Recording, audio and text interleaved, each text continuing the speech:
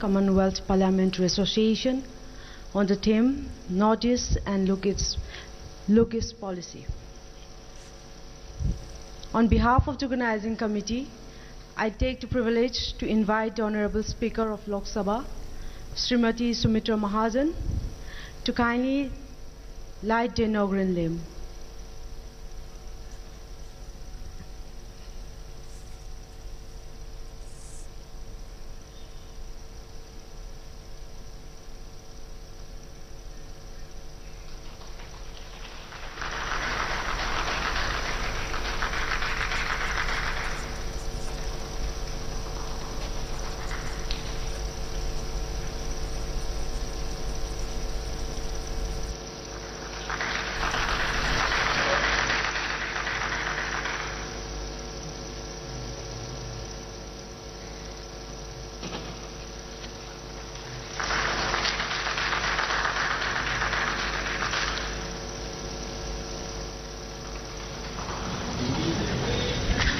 Thank you, ma'am. Thank you, sir. On behalf of the organizing committee, I take the privilege to invite the Honorable Speaker of Lok Sabha, Srimati Sumitra Mahajan, Sri A.T. Mondal, the Honorable Speaker of Meghalaya Legislative Assembly and Chairman of Northeast Region, Commonwealth Parliamentary Association, the Honorable Deputy CM of Manipur, Sri Yumnam Joy Kumar Singh, and Sri Yumnam Khemchand Singh, the Honorable Speaker of Manipur Legislative Assembly, on the dais to kindly grace of today's program.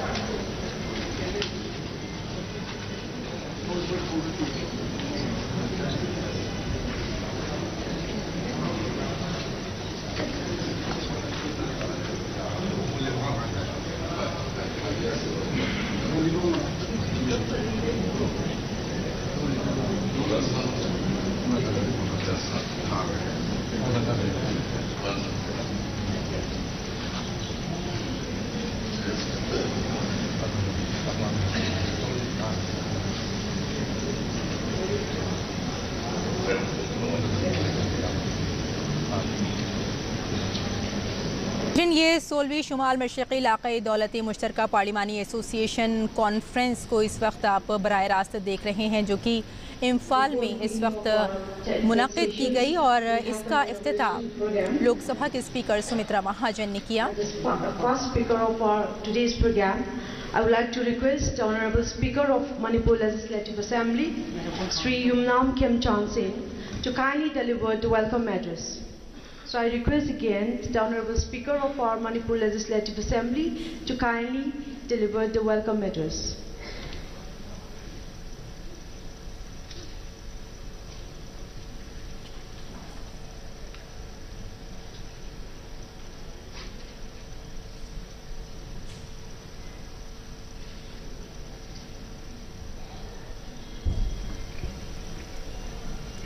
एक बार फिर नाजरीन हम आपको बता देते हैं कि 16वीं Lok Sabha Shrimati Sumitra Mahajan ji, Honorable Speakers, Deputy Speakers of all the Northeast states, distinguished dignitaries and invitees.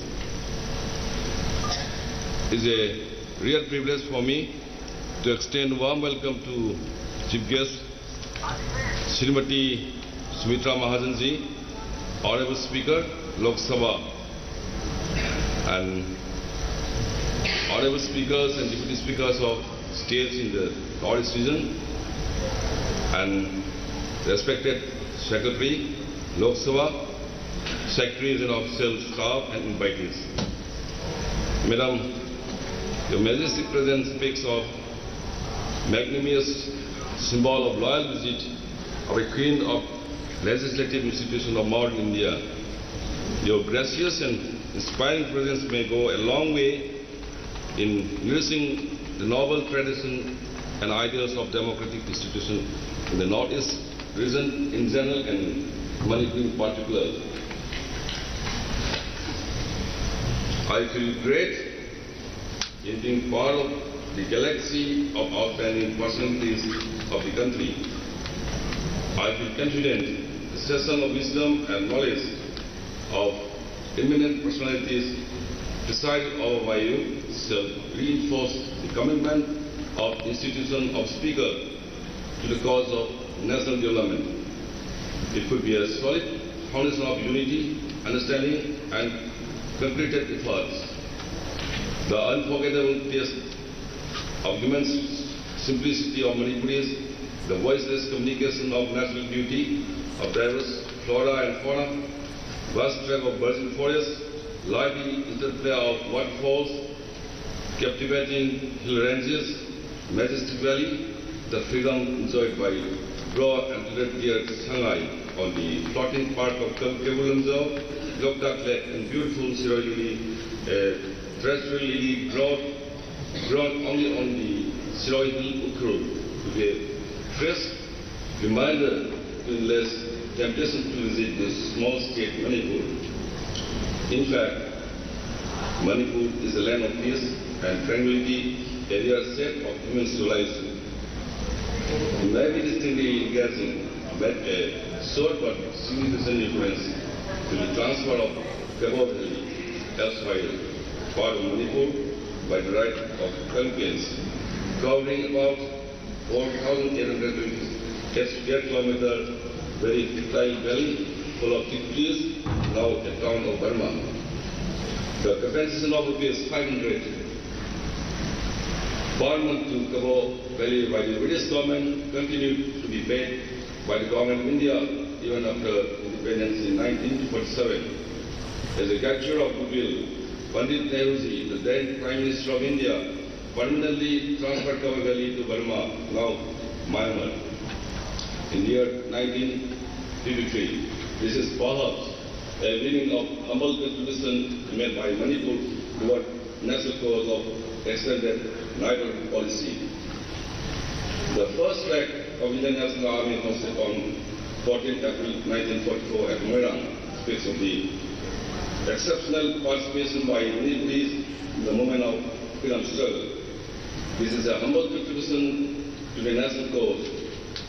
One of the greatest battles of Second World War was fought in Manipur with Japanese bombing on 10 May 1942. Merged with India on 21st September 1949.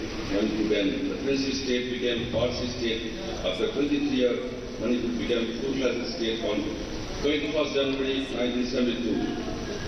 The implication of long period of 23 years need to be read meaningfully into the development process of the state. I will be proud to tell you that the contribution of Manipur to the national glory image in present sports diverse we shall mention, although Manipur is making poor.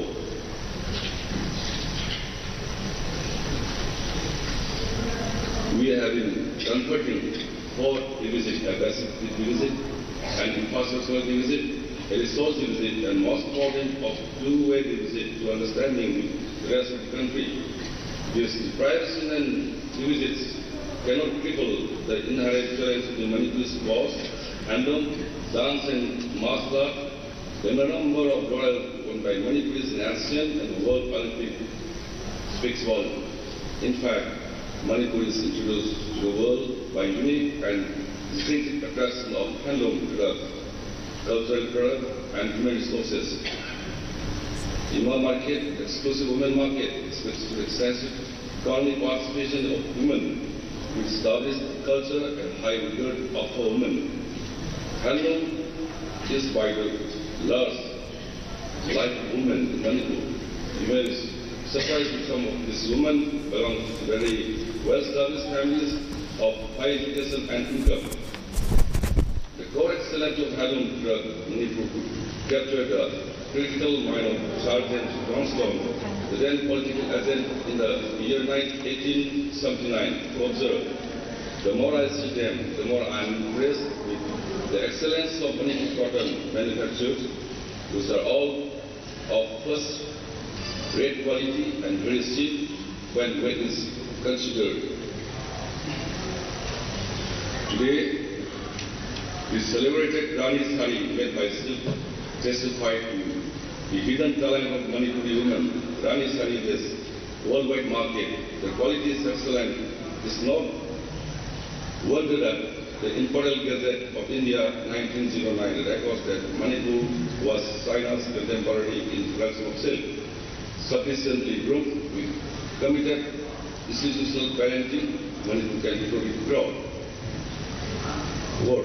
The strategic location of Manipur is on the eastern border of India, between India and Southeast Asian countries, underlines an additional expectation of the state to act as land bridge and also to ensure peaceful atmosphere in the round international border of 352 kilometers, particularly in Myanmar. The sudden exposure of Manipur to the aggressive trade activities of the Indo-Myanmar border trade 1995 has been both asset and liability. External influence has come with the arrival of foreign goods and services in the cause of concern. The commencement without sufficient infrastructures, proper planning, and effective administration has led to an uneasy development. The priority attention given by the Honorable Prime Minister Shri Narendra Modi ji to the development of North-East region could be a beginning of new hope for a better future.